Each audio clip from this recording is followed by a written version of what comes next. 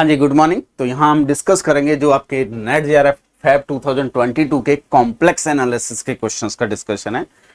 तो first question जो आपके पास यहाँ पे आया हुआ है उसका क्वेश्चन आईडी है 481। ठीक है, ओरिजिनल पेपर में आप देख सकते हैं क्या गिवन है। F Z is a non constant entire function, U and V are real part of this. Then आपको वेरीफाई करना है कुछ प्रॉपर्टी। तो बेसिक सा कंसेप्ट है, क्या इंफॉर्मेशन है। अगर आपके पास F of Z equal to U plus iota V entire function है,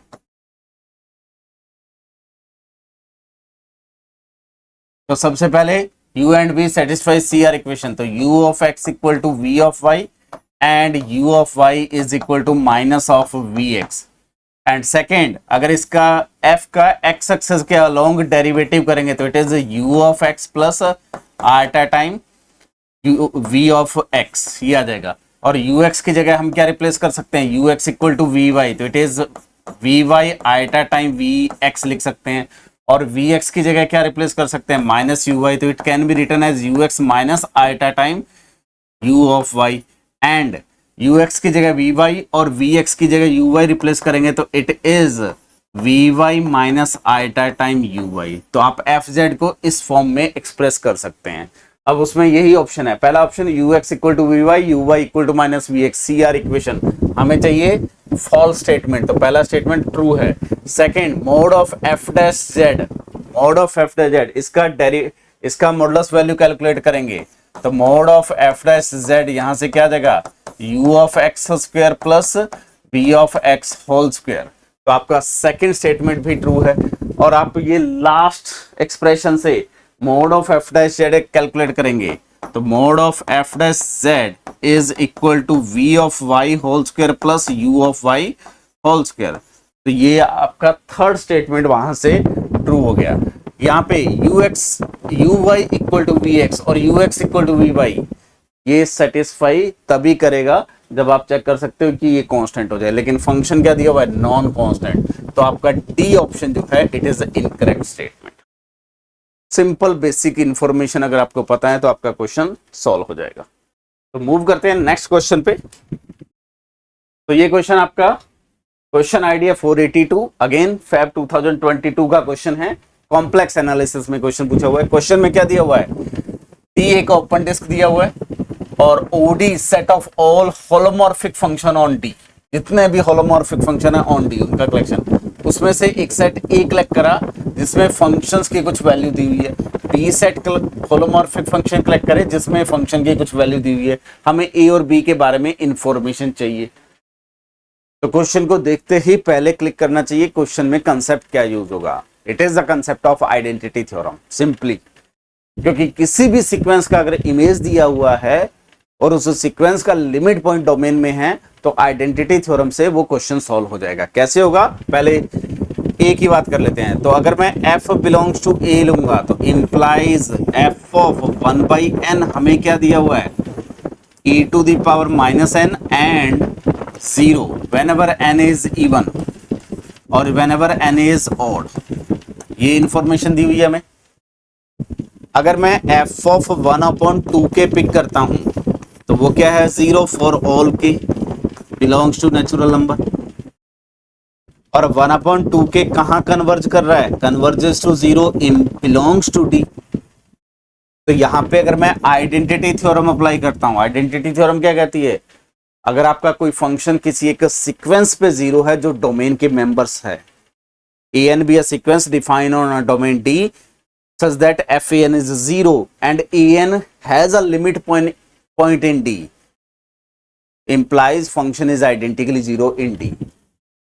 ठीक है, तो इसका मीनिंग क्या है, f should be identically 0 in D, लेकिन बट f of 1/2 के माइनस 1 क्या दिया हुआ है, e to the power minus 2k minus 1, और वो कभी भी 0 नहीं है। और 1/2 के माइनस 1 कहां से पॉइंट होंगे, बिलोंग्स टू डी होंगे। तो हम यहां कह रहे हैं डी पे नॉन जीरो है, यहां कह रहे हैं डी पे आइडेंटिकली 0, तो दिस इज नॉट पॉसिबल, यानी कि ए में कोई भी एलिमेंट नहीं होगा। तो implies A should be empty set. इसी टाइप से जी जेड के बारे में, तो जी में आपको क्या इंफॉर्मेशन दी हुई है, जी एट अगर मैं लेता हूं g belongs to b implies g at 1/n क्या दिया हुआ है n-2 अपॉन n-1। और यहां से हम फंक्शंस कैसे कंस्ट्रक्ट करते हैं, जो यहां सीक्वेंस दिया हुआ है उसको z पुट कर दीजिए, तो 1/n is equal to z, तो implies n equal to 1/z, implies gz calculate करेंगे हम, g की वैल्यू g एट 1/n का मतलब क्या हो जाएगा 1/n, n की वैल्यू पुट कर देगी मैंने, ठीक है, इक्वल टू मेरे पास क्या आ जाएगा gz is equal to 1/z-2 upon 1/z-1, तो इसको सिंप्लीफाई करेंगे तो ये आ जाएगा 2z-1 अपॉन z-1, ठीक है, ये लिख सकते हैं। अब अज्यूम कर लेते हैं कि लेट एक hz फंक्शन है, जो ये फंक्शन आया उसको hz नाम दे दीजिए, which is 2z-1 upon z-1। इस फंक्शन के पास z इक्वल टू 1 पे पोल है, लेकिन ये ओपन डिस्क में होलोमॉर्फिक है, तो it is holomorphic in D, ये क्लियर है। एंड अगर मैं एक kz डिफाइन कर लेता हूं which is gz minus hz, तो ये भी आपका क्या हो जाएगा होलोमॉर्फिक इन D।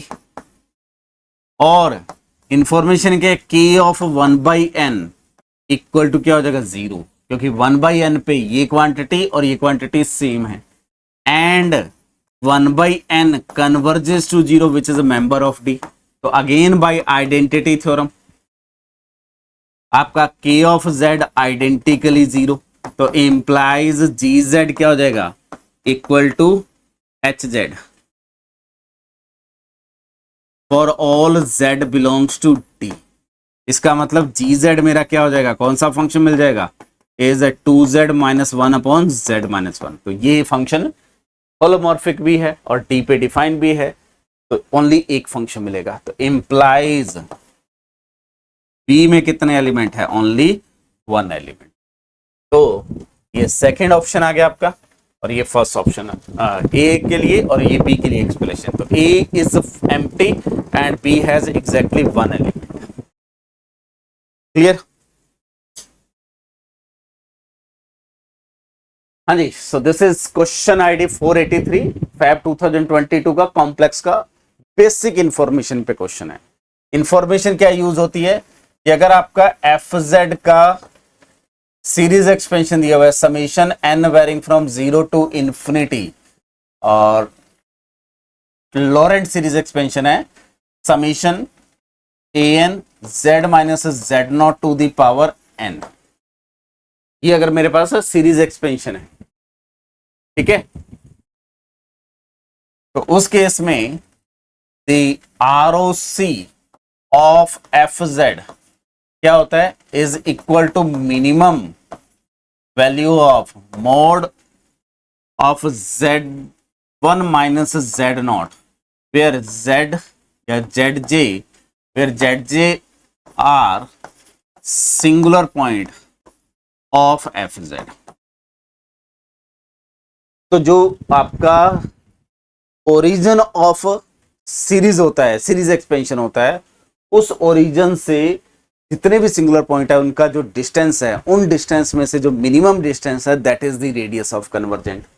तो यहां पे हमारे पास फंक्शन क्या दिया हुआ है, ये डिफाइन किया गया है, और रैशनल फंक्शन है, इसके पास z इक्वल टू 0 पे सिंगुलर पॉइंट है, और उसके बाद क्या कह रहा है, टेलर सीरीज एक्सपेंशन डिफाइन करा गया है अबाउट z इक्वल टू 1। तो हमें क्या दिया हुआ है, f of z equal to sum summation n varying from 0 to infinity a of n z minus 1 to the power n। ये आपका टेलर सीरीज एक्सपेंशन है,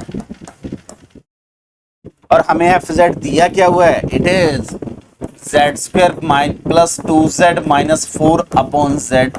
तो सिंगुलर पॉइंट्स आर और इज, क्योंकि एक ही है तो z इक्वल टू 0, तो implies radius of convergent ROC r is equal to mod of Z1 minus Z naught, और जेड नॉट क्या है हमारे पास, ये point, which is equal to 0 minus 1 which is equal to 1। तो this is the radius of convergent. Direct concept use कर सकते हैं।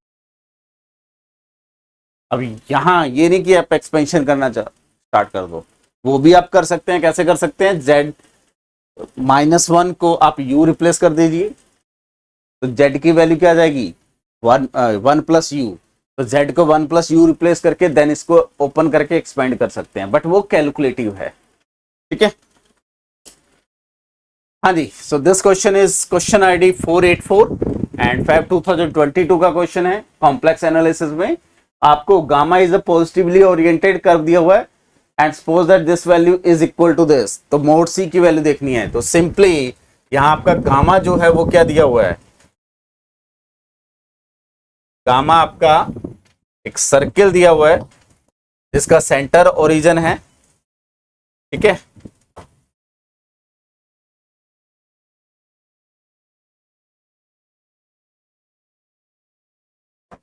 और रेडियस यहां पे आपको क्या दी हुई है, 3/2। क्लियर। अब देखो जो आपका ये फंक्शन दिया हुआ है, इसको मैं जी जेड मान लेता हूं। जी जेड मेरे पास क्या दिया हुआ है, e to the power iota pi Z upon Z minus 1 और Z minus 2i whole square, ये जी जेड दिया हुआ है। इसके पास सिंगुलर पॉइंट कौन से हैं, singular point z equal to 1 and z equal to 2 iota. z equal to 1 simple pole है, z equal to 2 iota pole of order 2 है। z इक्वल टू 2 आइटा इस गामा में बिलोंग नहीं कर रहा, तो z equal to 1 is only singular point in gamma. तो इस पे मैं directly Cauchy integral formula use कर सकता हूं। तो इसको मैं क्या लिख सकता हूं, this integral gamma is equal to E to the power iota pi Z upon Z minus 2 iota whole square whole upon Z minus 1 D Z. Cauchy integral formula use करेंगे तो this quantity is 2 pi iota और ये मेरा कुछ F Z है into F at 1 which is equal to 2 pi iota f1। f1 क्या आ जाएगा, e to the power pi iota upon 1 minus 2 iota whole square. ठीक है, और ये वैल्यू गिवन क्या है, it is equal to 2 pi iota c given है। तो दिस इंप्लाइज मेरे पास c क्या आ जाएगा, e to the power pi iota upon iota pi upon 1 minus 2 iota whole square. अब यहां स्टूडेंट क्या करता है कि यहीं इसको सॉल्व करना स्टार्ट कर देता है। आप सॉल्व कर सकते हैं, इसको ओपन कर सकते हैं, देन रैशनलाइज कर सकते हैं, लेकिन वो वेस्टेज ऑफ टाइम है। हमें एग्जाम में टाइम सेव करना है, हमें सिंपली मोड सी चाहिए। तो ये यूनिट सर्किल पे पॉइंट है तो इसकी वैल्यू 1 हो जाएगी और ये आ जाएगा mod of 1 minus 2 iota whole square. ठीक है, ये क्वांटिटी क्या आ जाएगी, मॉडुलस वैल्यू 1 अपॉन। तो आपका आंसर क्या आ जाएगा, D option should be correct, remaining all are false option. Clear है। मूव करते हैं नेक्स्ट क्वेश्चन पे। तो ये क्वेश्चन आपका 2022 का 527 क्वेश्चन आईडी है और एमसीक्यू टाइप क्वेश्चन पूछा गया है। क्वेश्चन में क्या पूछा हुआ है, for any complex number F D F the set of all function which satisfies C R equation for which value D F equal to C. हमें वो रीजन चाहिए जहां पे पूरे वो फंक्शन चाहिए जो पूरे सी पे आपकी सी आर इक्वेशन सेटिस्फाई करे। तो मैं डी ऑप्शन से स्टार्ट करता हूं। डी ऑप्शन में u equal to X square दिया हुआ है, v equal to Y square दिया हुआ है। तो simply ux equal to V Y करेंगे तो implies 2x equal to 2y implies y equal to x पे ये इक्वेशन सेटिस्फाई होगी। दूसरी इक्वेशन चेक करने की जरूरत नहीं है। रीजन क्या है, हमें पूरे सी पे सेटिस्फाई करनी चाहिए। अगर फर्स्ट इक्वेशन सी पे सेटिस्फाई नहीं हो रही तो सेकंड इक्वेशन की रिक्वायरमेंट नहीं है। तो हमारा डी ऑप्शन खत्म हो गया। ये नहीं कि हम बाकी इक्वेशन भी चेक करते रहें, आपको टाइम सेव करना है। और जिस स्टूडेंट ने नेट जेआरएफ एग्जाम में अपना टाइम सेव कर लिया, पेपर को ढंग से 2 बार रीड अप कर लिया आपने, तो गारंटी है कि आपका आज नॉलेज कुछ भी है, आपके पास 35 to 40 क्वेश्चन ऐसे होंगे जो आप सॉल्व कर पाएंगे। और ये आपको रियलाइज हो जाता है जब एग्जाम के बाद घर पे आते हैं कि ये तो मेरे को आते थे। तो इसलिए टाइम मैनेजमेंट जो स्टूडेंट एग्जाम में बैठ के कर लेगा वो क्वेश्चन डेफिनेटली अटेम्प्ट करके आएगा। ठीक है, तो यहां ये फॉल्स हो गया। सी ऑप्शन में यहां देखिए एफ ऑफ जेड मेरे को क्या दिया हुआ है, e to the power minus Z four whenever Z not equal to zero. अगर मैं z को r e to the power iota theta put करता हूं, या डायरेक्टली आप देखो इसका टेलर सीरीज एक्सपेंशन या इसका सीरीज एक्सपेंशन करेंगे तो उसमें 1/z की टर्म आएगी, तो z इक्वल टू जीरो पे सिंगुलर पॉइंट है, तो z इक्वल टू जीरो के नेबरहुड में आप वेरीफाई कर सकते हैं CR इक्वेशन सेटिस्फाई नहीं होंगी, तो डायरेक्टली इसको आप डिस्कार्ड कर सकते हैं। ठीक है, z इक्वल टू जीरो के नेबरहुड में आप वेरीफाई कर लीजिए CR equation does not satisfy. Clear? अब अगर मैं इसकी बात करूं, ये सिंपली आपको u दिया हुआ है सी ऑप्शन में, बी ऑप्शन में, और ये आपको v दिया हुआ है, तो यहां से अगर मैं ux कैलकुलेट करता हूं तो ऑप्शन सी ux कैलकुलेट करेंगे तो इट इज माइनस साइन के साथ a times sign of ax, और इसके साथ vy अगर कैलकुलेट करता हूं तो vy वो आपके पास यहां से आ जाएगा, इट इज माइनस साइन के साथ a साइन ऑफ ay, ये आ गया। ये दोनों इक्वल होने चाहिए, तो minus a sine ax equal to minus sine sine ay। अब यहां पे a गेट कैंसिल आउट, तो sine ax equal to sine ay। क्या ये हमेशा इक्वल होंगे? या x और y तो इंडिपेंडेंटली वेरी कर रहे हैं ना, x और y क्या है, इंडिपेंडेंट वेरिएबल हैं, तो दे आर नॉट इक्वल। यहां ax होता तो इक्वलिटी आ जाती, इक्वल कब होंगे, जब a इक्वल टू जीरो होगा, तो ये भी CR इक्वेशन सेटिस्फाई नहीं करेगा पूरे C पे, गारंटी है। और फर्स्ट ऑप्शन में इस fz को क्या लिख सकते हैं, f of z equal to z upon 1 plus z bar, ये लिख सकते हैं।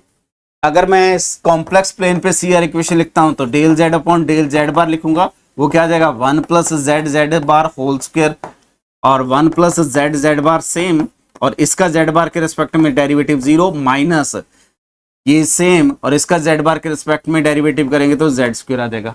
तो ये क्वांटिटी आपके पास आ गई minus z square upon 1 plus z bar whole square.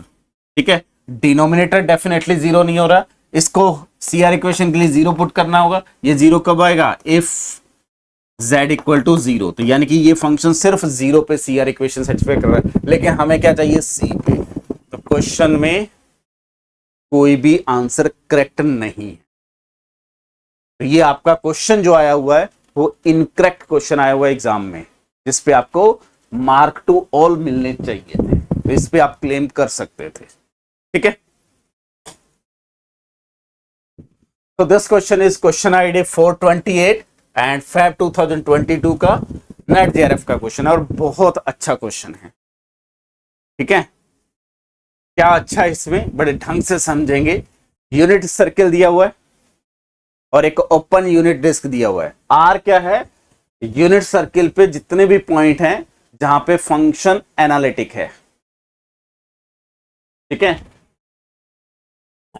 Analytic in a neighbourhood of z0। तो आपके पास पहले मैं r के बारे में लिखता हूं। r क्या है, z0 बिलोंग्स टू t, यानी कि यूनिट सर्किल पे point, such that f is, हम लिख सकते हैं सिंपली एनालिटिक एट z0। ऐसा क्यों, अगर z0 पे एनालिटिक है तो उसके किसी ना किसी नेबरहुड में तो एनालिटिक होगा ही होगा। क्लियर, आप इतना लिख दोगे तो भी प्रॉब्लम नहीं है, ओपन नेबरहुड लिखने की रिक्वायरमेंट नहीं है, क्योंकि एनालिटिसिटी की डेफिनेशन ये कहती है। हमें डिसाइड करना है कि आर में टी के कितने पॉइंट्स हैं।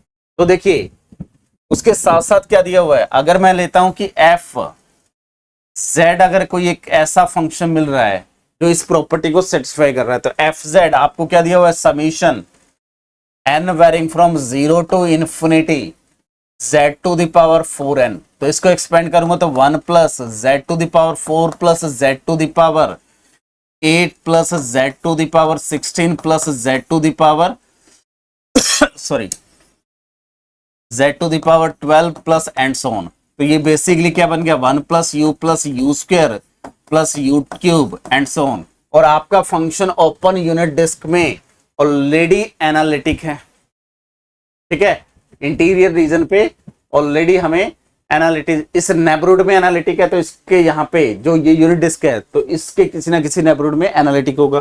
तो यहाँ पे जो मोड ऑफ यू लूंगा, अगर मैं लेस देन 1 पिक कर लूं तो ये आपकी जियोमेट्रिक सीरीज बन गई। इसका सम क्या आ जाएगा 1/1 minus U which is 1/1 minus Z to the power 4। तो आपका जो एफ जेड मिल सकता है वो क्या मिल सकता है 1/1 minus Z to the power 4 मिल सकता है। नाउ इसके अगर मैं डायरेक्टली देखूं singular points are z to the power 4 equal to 1, यानी कि iota 1 -1 iota and minus iota, ठीक है।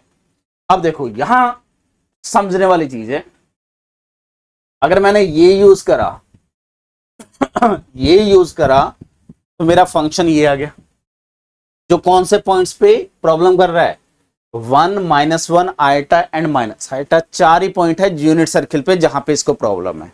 अब स्टूडेंट क्या करता है, अब देखो यहां गलती कहां हो रही है क्वेश्चन में, और जो आंसर दिया हुआ है वो भी एग्जाम में गलत दिया हुआ है, ठीक है।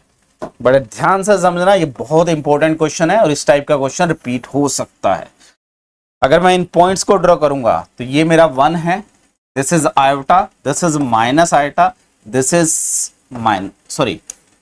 -1 एंड माइनस आयोटा, क्लियर। ये 4 पॉइंट है। अब अगर मैं ये आर्क लेता हूं, ये वाला फंक्शन इस आर्क पे आपको अभी एनालिटिक दिख रहा है, ये तो दिख रहा है, बट ऐसा नहीं है। उसने इसका टेलर सीरीज एक्सपेंशन ये दिया हुआ है। अब इस चीज का बड़ा इफेक्ट आएगा, क्या इफेक्ट आएगा नेक्स्ट पेज पे समझते हैं। देखो अगर मैं आपको एफ जेड क्या दिया हुआ है, सॉरी एफ जेड का जो एक्सपेंशन है it is equal to 1 plus Z to the power 4 plus Z to the power 8 plus Z to the power 12 plus Z to the power 16 and so on, ये expansion दिया हुआ है। इसको जब हमने सिंप्लीफाई करा तो 1/1 minus Z to the power 4 आ जाएगा, ठीक है। अब देखो डेफिनेटली इसको z to the power 4 equal to 1, यानी कि z equal to 1 -1 iota and minus iota, ये इसके सिंगुलर पॉइंट है। अगर मैं z नॉट पिक करता हूं z not belongs to c such that z not to the power 8 is equal to 1, यानी कि 8th root of unity pick कर लेता हूं, या z not belongs to c pick कर लेता हूं such that z not to the power 16 is equal to 1 pick कर लेता हूं, 16th root of unity, clear. तो जो 16th रूट ऑफ यूनिटी होगा उसको मैं ड्रॉ करके दिखाता हूं, आपको एक इमेज पिक कर रहा हूं ताकि आपको चीजें क्लियर दिखेंगी। यहां पे ये देखिए, ये होते हैं आपके 16 रूट ऑफ यूनिटी, ये आपका 1। कैसे बनाते हैं 16 रूट ऑफ यूनिटी, अगर मैं ये लाइन ड्रॉ करूंगा एक्स एक्सिस और ये वाई एक्सिस, इन दोनों का जो इस सर्किल के साथ इंटरसेक्शन है वो आपके 4th रूट ऑफ यूनिटी है। तो ये 1 आयोटा आयोटा -1 और माइनस आयोटा। अगर इस पार्ट को मैं 2 इक्वल पार्ट में डिवाइड कर लूं, ये वाली लाइन जो है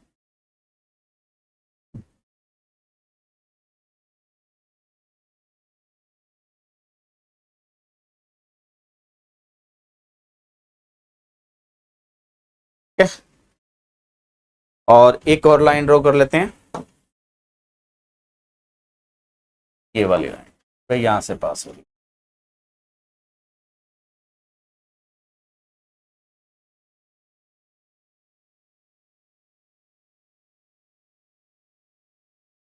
ठीक है। तो अब कितने पॉइंट हो जाएंगे, 1 2 3 4 5 6 7 8, तो ये 8th रूट ऑफ यूनिटी है। अगर मैं इसका फिर पार्टीशन करता हूं, इसका फिर पार्टीशन करता हूं, इसका पार्टीशन, इसका पार्टीशन, इसको दो इक्वल पार्ट में, इसको दो इक्वल पार्ट में, तो ये सारे पॉइंट कौन है, 16th root of unity. Clear. इसी टाइप से मैं next 64 root of unity find कर सकता हूं।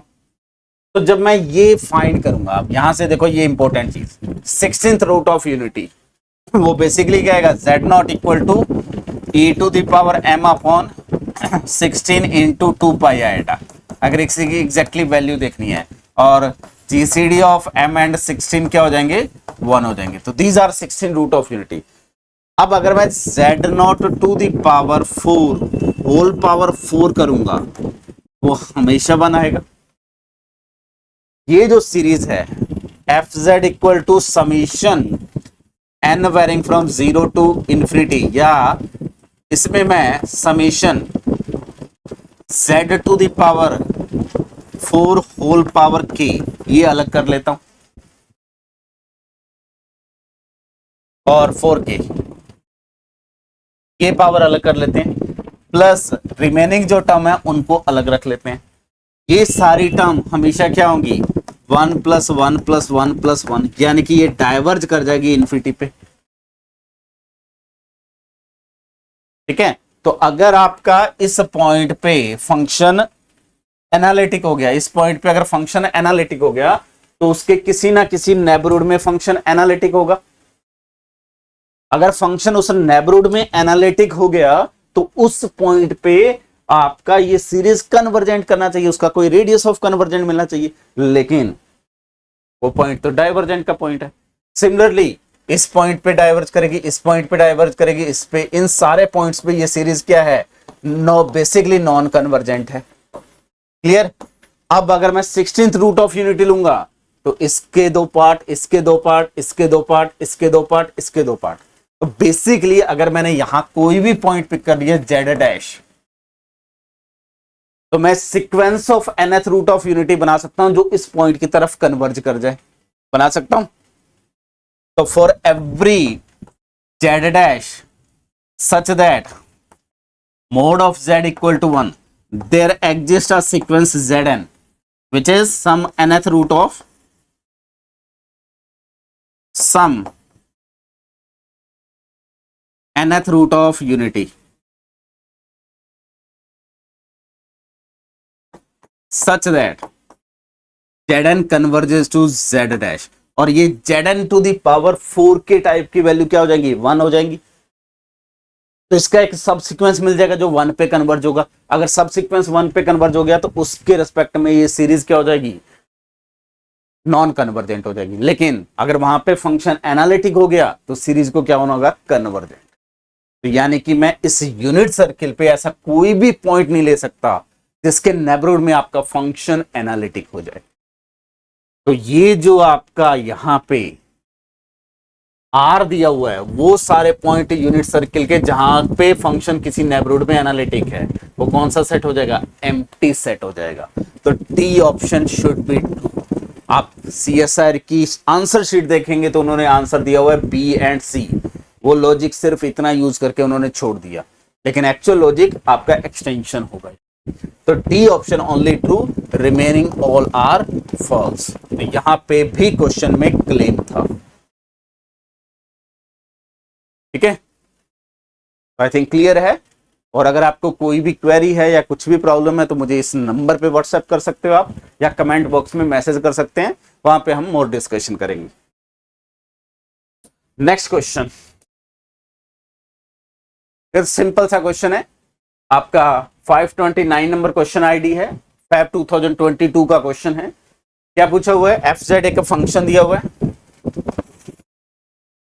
Which is sin z to the power m upon 1 minus cos of z to the power n। तो अगर मैं इसको सिंपली एक्सपेंशन कर लूं, ठीक है, z minus ZQ by 3 factorial plus Z5 by 5 factorial and so on whole power m, और यहां से ये आ जाएगा आपके पास 1 minus 1 minus Z square by 2 factorial plus Z4 by 4 factorial and so on.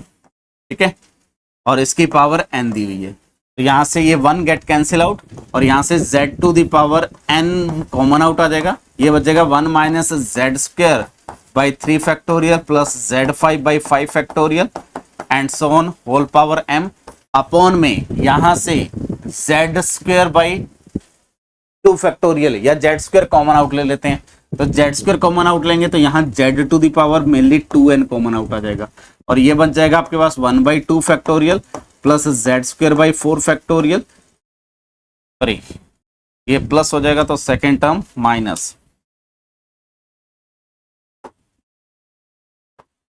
तो it is 1 by 2 factorial minus Z square by 4 factorial plus Z4 by 6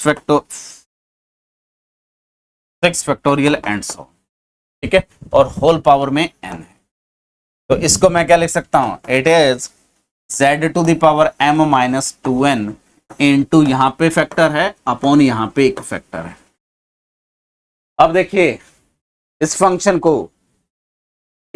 को कहीं भी प्रॉब्लम नहीं है, ये थ्रू आउट एनालिटिक है क्योंकि इसका जो ये एक्सपेंशन है ये टेलर सीरीज एक्सपेंशन है, इस फंक्शन को कहीं भी प्रॉब्लम नहीं है।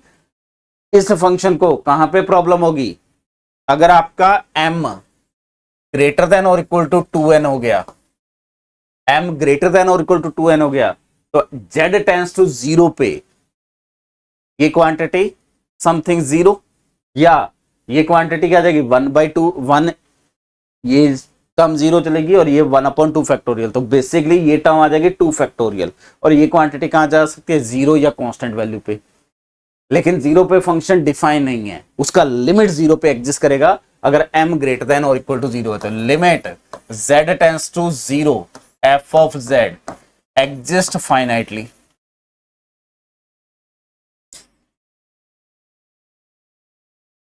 ठीक है, इसका मतलब क्या है, z इक्वल टू 0 किस टाइप की सिंगुलरिटी है, रिमूवेबल सिंगुलरिटी, तो फर्स्ट ऑप्शन मेरा ट्रू हो गया, ये आपका फिर फॉल्स हो जाएगा। इसी टाइप से अगर आपका m लेस देन 2n है तो डेफिनेटली 1/z टाइप की टर्म्स आ जाएगी और वो क्या हो जाएगा पोल, तो आपके पास m लेस देन n पे पोल हो जाएगा और उसके अलावा कोई सिंगुलर पॉइंट है नहीं, तो एसेंशियल का कोई मीनिंग नहीं आएगा, तो answer should be A and B option. ठीक है, हाँ जी, मूव करते हैं नेक्स्ट क्वेश्चन पे। यहाँ पे f एक एंटायर फंक्शन गिवन है विद दिस इनइक्वालिटी और ये फैब 2022 का क्वेश्चन आईडी जो है 530 क्वेश्चन है और हमें f डैश और f डबल डैश के बारे में जानना है, तो हमें जो ये क्वांटिटी गिवन है उसको मैं gz नाम दे सकता हूं, my gz is equal to it is z fz minus 1 plus e to the power z। f entire है तो gz भी क्या होगा, एंटायर फंक्शन होगा और क्या गिवन है, mod of gz less than और equal to 1 plus mod of z, ये इंफॉर्मेशन दी है फॉर एवरी z। ठीक है, तो इस इनइक्वालिटी को नाम 1 दे देते हैं और जब भी एंटायर फंक्शन दिया हुआ है और उसकी मॉडुलस वैल्यू में कोई इनइक्वालिटी दी हुई है तो क्वेश्चन आपको हमेशा टेलर सीरीज एक्सपेंशन से सॉल्व करना है, चाहे कोई थ्योरम याद है या नहीं है, रट्टा नहीं मारना थ्योरम्स का, आप पूरा एक्सप्रेशन यूज करके सॉल्व करेंगे तो आपको चीजें लिंक होके क्वेश्चन इजीली सॉल्व हो जाएगा। तो मैं प्रॉपर प्रोसेस से सॉल्व कर रहा हूं विदाउट एनी थ्योरम। तो gz का मैं टेलर सीरीज एक्सपेंशन डिफाइन कर सकता हूं, gz का एक टेलर सीरीज एक्सपेंशन डिफाइन कर सकते हैं अबाउट 0, तो उसको क्या लिख सकता हूं, it is a summation n varying from 0 to infinity an z to the power n, और यहाँ पे an हमारे पास क्या होता है, it is nth derivative of f और g nth derivative of g sorry at 0 upon n factorial is equal to 1 upon 2 pi iota integration mod of z equal to some r, यहाँ पे r क्या होगा, radius of convergent, g entire function है तो r कितना भी large हो सकता है। ठीक है, g ऑफ z अपॉन क्या आ जाता है, z to the power n plus 1 dz। ठीक है, तो यहां से मोड ऑफ ए एन की अगर बात करेंगे तो वो लेस देन और equal to 1/2 pi integration mod of Z, और यहां लिख सकता हूं mod of G Z upon mod of Z to the power n+1 and mod of D Z लिख सकते हैं, और मोड जी जेड की वैल्यू पुट कर देते हैं। तो it is mod of A N lesser और equal to 1/2 pi mod of Z equal to R, और यह आ जाएगा 1 plus mod Z upon mod of Z to the power n+1 mod D Z. और ये वैल्यू मैक्सिमम कहां होगी? Mod Z equal to R पे। This quantity is maximum at mod Z equal to R पे, तो इसका भी maximum कर देते हैं। तो mod of A N less than और इक्वल टू 1/2 पाई, और यहां अगर आर पुट करेंगे तो वो क्वांटिटी क्या आ जाएगी? कांस्टेंट। तो इसको मैं क्या लिख सकता हूं? 1 plus R upon R to the power n+1 outside integration mod Z R mod of D Z, और ये इंटीग्रेशन वैल्यू 2 पाई आर होती है, arc length of a unit circle. ठीक है, तो ये क्या आ जाएगा? Mod of A N less than और equal to 1 plus R upon 2 pi R to the power n+1 into 2 pi R. Clear? और r के लिए इसको सिंप्लीफाई कर लीजिए, तो ये पहली टर्म आ जाएगी 1 upon R to the power n plus second term आ जाएगी 1 upon R to the power n-1। और मैं आर यहां पे कितना भी लार्ज ले सकता हूं। तो अगर मेरा n ग्रेटर देन 1 है एंड r को मैं कहां ले जाऊं? इन्फिनिटी पे, तो ये क्वांटिटी कहां चली जाएगी? 0 पे।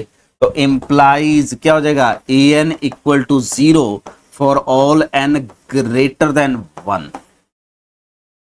और ए एन अगर 0 है तो यहां से क्या इंप्लाई हो जाएगा? जी ऑफ जेड मेरा क्या हो जाएगा? It is a not plus a1 Z, बाकी सारी टर्म 0 हो जाएंगी। क्लियर है? तो जी जेड मेरा ये फंक्शन आ गया, तो जी जेड की वैल्यू यहां पे पुट कर देते हैं। क्लियर?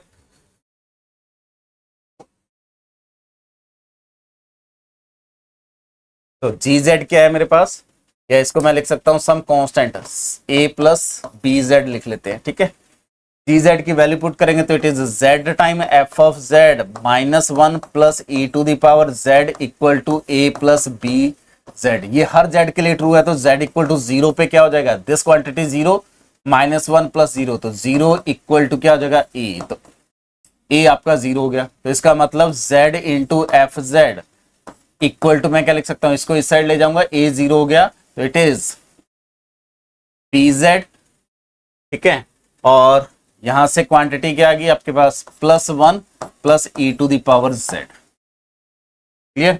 इसको थोड़ा सा एक्सपेंड कर देते हैं।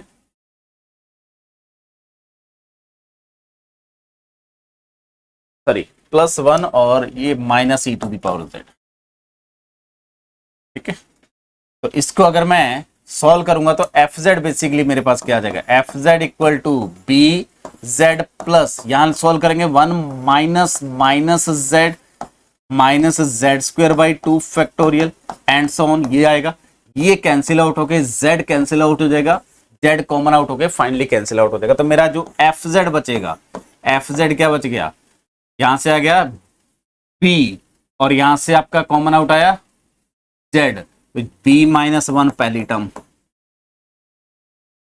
ठीक है, जेड से Z cancel out. Second term आपके पास बच गई, ये देखो माइनस साइन के साथ z upon 2 factorial, then minus sine के साथ z square upon 3 factorial and so on.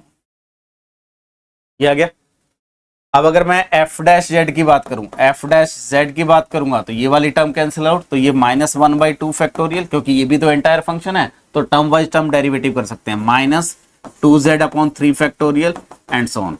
f dash at 0 क्या आ जाएगा? -1/2। तो सेकेंड ऑप्शन आपका ट्रू हो गया, फर्स्ट फॉल्स हो गया। f डबल डैश जेड करेंगे तो ये टर्म आपके पास आ जाएगी, तो -2/3 फैक्टोरियल, तो -1/3 आ जाएगा। तो f डबल डैश -1/3 ये कैंसिल हो जाएगा। ठीक है, अगर मैं प्रॉपर वे से भी सॉल्व करता हूं तो 5 to 6 मिनट में आपका क्वेश्चन सॉल्व हो जाएगा। तो अगर मैं देखूं तो आपके पास फैब 2022 में 8 क्वेश्चंस आए हुए हैं, ठीक है। इसमें से 4 क्वेश्चन है जो सिंगल ग्रेड क्वेश्चन है और 4 क्वेश्चन है जो एमसीक्यू क्वेश्चन है। अगर मैं इस क्वेश्चन की बात करूं तो आपको 6 मिनट एवरेज टाइम लेना है और यहां पे एवरेज टाइम 4 मिनट लेना है, ठीक है। अगर इतना एवरेज टाइम देंगे तो आप इजीली सॉल्व कर सकते हैं और ऐसा कोई भी क्वेश्चन नहीं है जो एग्जाम में ना हो, एक्सेप्ट एक क्वेश्चन जो आपको मेनली स्टूडेंट गलत करके आए हैं, वो ये वाला क्वेश्चन था। ये मैक्सिमम स्टूडेंट का गलत था, ठीक है। फाइनल आंसर की के according answer should B D, ठीक है। हाँ, ये एक लॉजिकल क्वेश्चन था। उसके अलावा बाकी 7 क्वेश्चन ऐसे हैं जो हर स्टूडेंट अटेम्प्ट कर सकता है जिसने एक बेसिक सा कॉम्प्लेक्स एनालिसिस पढ़ा हुआ है। तो कॉम्प्लेक्स एनालिसिस में ऑन एन एवरेज 8 क्वेश्चंस आते हैं हर सेशन में, उसमें से 7 नहीं तो एटलीस्ट 6 क्वेश्चन आपके रीजन के होते हैं। और कॉम्प्लेक्स को अगर आप पढ़ना स्टार्ट करेंगे तो सिर्फ 15 to 20 डेज में पूरा कॉम्प्लेक्स आपका कंप्लीट हो सकता है, ठीक है। और अगर मार्किंग देखोगे तो बड़े आराम से 25 मार्क्स आप कॉम्प्लेक्स में ले सकते हैं, ठीक है। तो अगर एग्जाम की बात करें, एग्जाम में आपको अगर टारगेट करना है तो रियल एनालिसिस है, लीनियर अलजेब्रा है, कॉम्प्लेक्स एनालिसिस है, मॉडर्न अलजेब्रा है, एंड देन अप्लाइड में ODE plus integral equation, PDE. मैं एक कॉम्बिनेशन इसलिए बना रहा हूं, ठीक है। मेनली ये आपके टॉपिक्स होते हैं। अगर मैं कॉम्प्लेक्स की बात करूं तो ऑन एन एवरेज आपके 20 to 25 मार्क्स आ सकते हैं बड़े इजीली। मॉडर्न अलजेब्रा में बात करूं ऑलमोस्ट 20 मार्क्स आप इजीली अटेम्प्ट कर सकते हैं वहां पे। लीनियर अलजेब्रा ऑलमोस्ट 40 मार्क्स का पेपर आप अटेम्प्ट कर सकते हैं वहां पे। और real analysis almost 30 to 35 marks का आप अटेम्प्ट कर सकते हैं वहां पे। अगर मैं सिर्फ प्योर मैथमेटिक्स की बात करूं तो 110 मार्क्स का आप सिर्फ प्योर मैथमेटिक्स अटेम्प्ट कर सकते हैं अगर आपने सिस्टमेटिकल स्टडी करी है पिछले 6 मंथ में, ठीक है। ओडी एंड इंटीग्रल की बात करें तो ये दोनों आपके पास ऑलमोस्ट 30 मार्क्स के पेपर आएंगे और इस 30 में से ऑलमोस्ट 18 मार्क्स का पेपर अटेम्प्ट होने लायक होता है। सेम सीओबी और इंटीग्रल 18 मार्क्स का पेपर अटेम्प्ट होने वाला होता है। अगर मैं बाकी सब कुछ छोड़ दूं और एक ऐड कर लूं जर्नल एप्टीट्यूड, उसमें से एवरेज अगर आप बिना पढ़े भी जा रहे हैं तो 10 मार्क्स का क्वेश्चन अटेम्प्ट हो जाते हैं। अगर मैं अटेम्प्ट की बात करूं 120 एंड दिस इज 36, तो 156 मार्क्स का पेपर आप आराम से अटेम्प्ट कर सकते हैं अगर लॉजिकली बात करें। बट इतने की जरूरत नहीं है, हमें 135 मार्क्स के आसपास अटेम्प्ट करना है, यानी कि यहां भी आपको मैं मार्जिनिंग दे रहा हूं ऑलमोस्ट 20 मार्क्स की।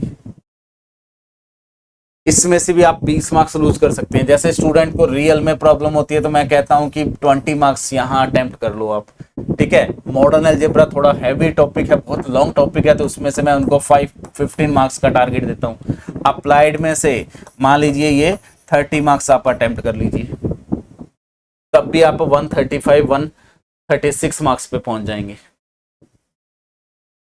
ठीक है।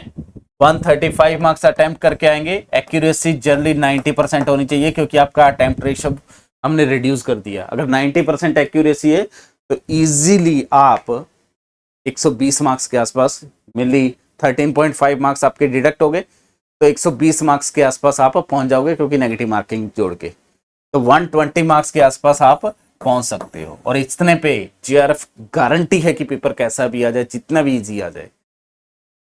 तो एक प्लानिंग के साथ चलिए, सिस्टमैटिकल चलिए। मेन ये कोर सेगमेंट है, बाकी दुनिया आपको क्या कह रही है कि ये पढ़ लो, स्टैट पढ़ लो, ये पढ़ लो, पढ़ने को आप क्लासिकल मैकेनिक्स भी पढ़ लो। क्वेश्चन अटेम्प्ट करने के लिए कंटेंट जितना मिनिमम होगा उतना ज्यादा बेनिफिट मिलेगा, ठीक है। एक प्लानिंग के साथ जाइए, पेपर को ढंग से दीजिए।